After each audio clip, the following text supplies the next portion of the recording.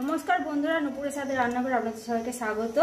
তা আমি আজকে একটা নতুন ধরনের একটা রান্না দেখাবো, ডিমের কোপ্তা কারি, মাছের ডিমের। একদম আমি কাতলা মাছের ডিমের নিয়েছি এখানটা। দেখুন, এই যে কাতলা মাছের ডিমটা নিয়েছি, নিয়ে আমি আগে থেকে একটুখানি সিদ্ধ করে নিয়েছি, নুন আর একটু হলুদ দিয়ে সামান্য সিদ্ধ করে নিয়েছি ডিমটা। আর দেখুন কত সুন্দর ডিমটা, একদম গোটা ডিমটা নিয়ে আমি নিয়ে নিয়েছি এখানটা। এখানে 500 গ্রাম ডিম আছে। আর এখানে গোটা কথা আমি আলু সিদ্ধ করে নিয়েছি একেবারে। এটা নুন ফুন কিছুই দেওয়া নেই, আলুটা এমনি সিদ্ধ করে নিয়েছি। আমি একটা কোপ্তার জন্য আমার একটা মশলা রেডি করতে হবে, সেই রেডি করে নেবো মশলাটা আগে। এখানে একটা মশলা রেডি করে নেবো আগে। এখানে নিয়েছি জিরে, জয়িত্রী, দারচিনি, এলাচ, লবঙ্গ, আর নিয়েছি একটা জায়ফল নিয়েছি। জায়ফলের একদম একটুখানি টুকরো নিয়েছি, বেশি নিয়ে নিই, এইটুকুনিতেই আমার হয়ে যাবে। এটা একটা ভেজে নেবো, নিয়ে মশলাটা গুঁড়িয়ে নেবো।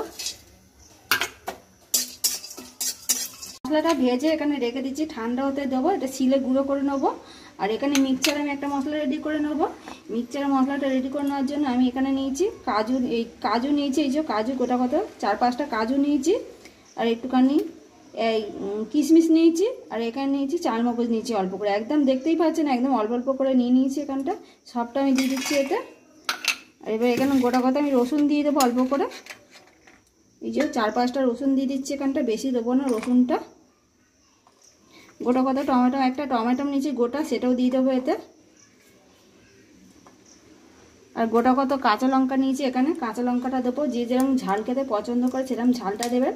আমি এখানে কম করে 3টে কি 4টে দেবো লঙ্কা, বেশি দেবো না এখানটা।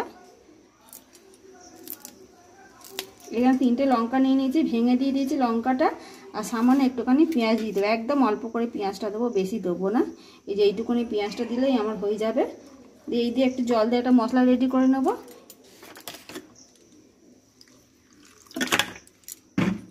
নিয়ে তারপর আপনাদের দেখাচ্ছি রান্নাটা। মশলাটা আমি রেডি করে নিয়েছি এখানটা, এই যে ভালোভাবে মিক্সচার হয়ে গেছে মশলাটা। আর এখানেও ভাজা মশলাটা আমি শিলে বেটে নিয়েছি একেবারে। আর এবার যেখানে ডিম আর আলু আমি সিদ্ধ করে নিয়েছি, সেই ডিম আলু সিদ্ধটা আমি একটুখানি ভালো করে হাতের সাহায্যে একটু মাখিয়ে নেবো, যেন গোটা না থাকে। এখানে আলু গোটা গোটা নিয়ে নিচ্ছি। আলু কটা আমি এখানে 3টে নিয়েছি, বড় সাইজে আলু কেটে ছোট ছোট করে নিয়ে আমি সিদ্ধ করে নিয়েছি আলুটা। নিয়ে একসাথে আলু আর ডিমটা ভালো করে একটু মাখিয়ে নেবো হাতের সাহায্যে। আমি আলুটা ডিমটা ভালো করে হাতের সাহায্যে ভালো করে মাখিয়ে নিয়েছি। এবার কিছু উপকরণ দেবো এর মধ্যে। এখানে আমি বেসন নিয়েছি, এখানে মটর ডালে আমি বেসনটা নিয়েছি। এখানে আপনারা যেটা বেসন ভালো পাবেন সেটা দিলেও হবে। আমি এখানে দিয়ে দিচ্ছি বেসনটা। আমি এখানে 2 চামচ আর 1/2 চামচ দেবো, মানে 2.5 চামচের মতন দিয়েছি এখানটা। এবার একটুখানি সামান্য নুন দিয়ে দেবো অল্প করে। নুনটা এমনি সিদ্ধ করার সময় আছে, আলুটা নেই বলে অল্প করে দিচ্ছি নুনটা। একটু লঙ্কার গুঁড়ো দিচ্ছি সামান্য অল্প করে ঝালের জন্য, একটুখানি হলুদ গুঁড়ো দিয়ে দিচ্ছি। এখানে আমি রসুন বাটা নিয়েছি একটুখানি, 1 চামচের মতো, 1 চামচে 1/2 চামচের মতো নিয়েছি। সবটাই আমি এতে দিয়ে দেবো রসুনটা। আর এর মধ্যে আমি একটুখানি গরম মশলা গুঁড়ো দিয়ে দেবো অল্প করে, দিয়ে আবার হাতের সাহায্যে ভালো করে মাখিয়ে নেবো সব সমেত মশলা দিয়ে। আমি ভালো করে এখানে মাখিয়েও নিয়েছি, ভালো করে মাখাতে হবে একটু। আর এরকম নরম রাখতে হবে, খুব শক্ত হলে হবে না। এটা দেখতেই পাচ্ছেন আমার এটা খুব শক্ত না আর খুব নরমও না, একদম মিডিয়ামে হয়েছে এটা মাখানোটা। আর আমি এখানে কোপ্তার সাইজে করে নিয়েছি গোটা কথা, এই যে প্লেটে ছোট ছোট করে নিয়েছি। আপনারা বড় চাইলেও বড় বর্তন করে নিতে পারবেন। আর এখানে আমি যে 2টো ডিম ভেঙে নিয়েছি এখানটা, ডিমের মধ্যে দিয়ে দেবো। দিয়ে এটা ভাজতে এখানে তেলও গরম করতে বসিয়ে দিয়েছি আমি। তেলটা একটু ভালো করে নেড়ে নেবো। তেল আমার ভালোভাবে গরম হয়ে গেছে। এই ডিমের মধ্যে একটা করে দেবো এভাবে, দিয়ে আমি এরকম করে ভেজে নেবো সবকটা।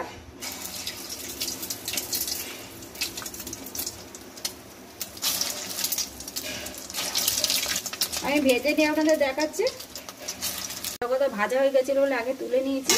আর দেখুন কত সুন্দর নরম হয়েছে একদম কোপ্তাগুলো। এরকম যেন নরমই হয় কোপ্তাটা, তাহলে ঝোলে দিলে ভালো রসটাও ঢুকবে আর খেতেও ভালো লাগবে কোপ্তাগুলো। আমি সবকটা তুলে নিচ্ছি বাটিতে। আমি ওই তেলের মধ্যে কিছু ফোড়ন দিয়ে দেবো। এখানে জিরে আর শুকনো লঙ্কা নিচ্ছি, ফোড়ন দিয়ে দিচ্ছি। আর এখানে যে আমি একটা বড় সাইজের পেঁয়াজ নিয়েছি, কেটে কুচি কুচি করে নিয়েছি, একদম ছোটো ছোটো করে কুচি কুচি করে নিয়েছি, সেটা দিয়ে দিচ্ছি। পেঁয়াজটা একটু লাল লাল করে ভেজে নেবো।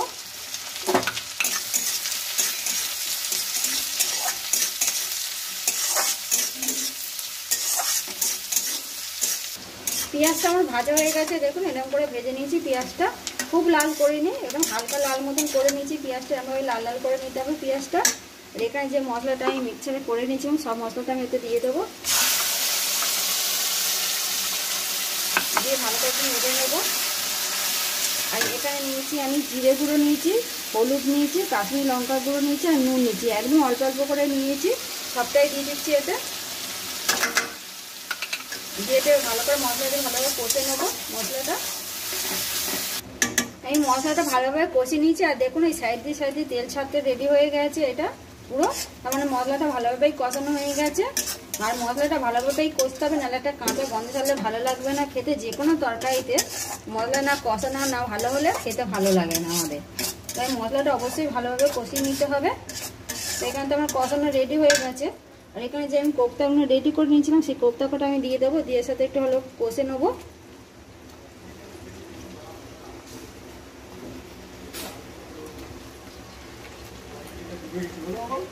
দিয়ে একটু নেড়ে নিচ্ছি। আর এখানে যে মশলা ধোয়া যে জলটা আমি একটুখানি রেখে দিচ্ছি, সেটা দিয়ে দেবো, দিয়ে একটু নেড়ে নিচ্ছি। নিয়ে একটু সামান্য অল্প করে জল দিয়ে দেবো।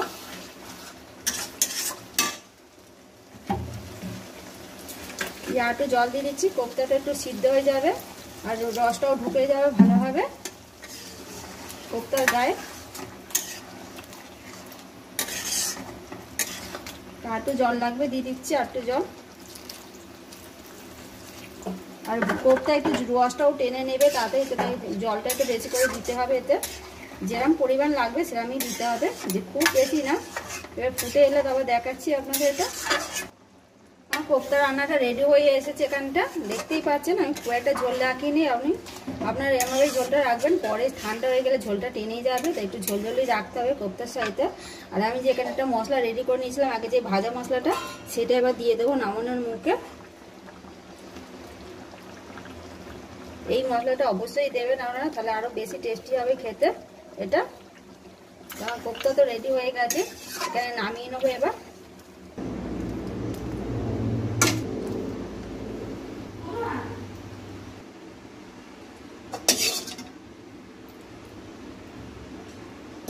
তো আমি কোপ্তার মতো নামিয়ে নিয়েছি এখানটা। তো আমার কোপ্তা রেসিপিটা যদি আপনাদের ভালো লাগে অবশ্যই কমেন্ট করে জানাবেন, আর ভালো লাগলে লাইক শেয়ার করে দেবেন। আর এরকম নতুন নতুন রান্না পেতে আমার চ্যানেলটি সাবস্ক্রাইব করে পাশে থাকা বেল আইকনটি প্রেস করে দেবেন। আবার নতুন রেসিপি নিয়ে পরের ভিডিওতে দেখা হবে।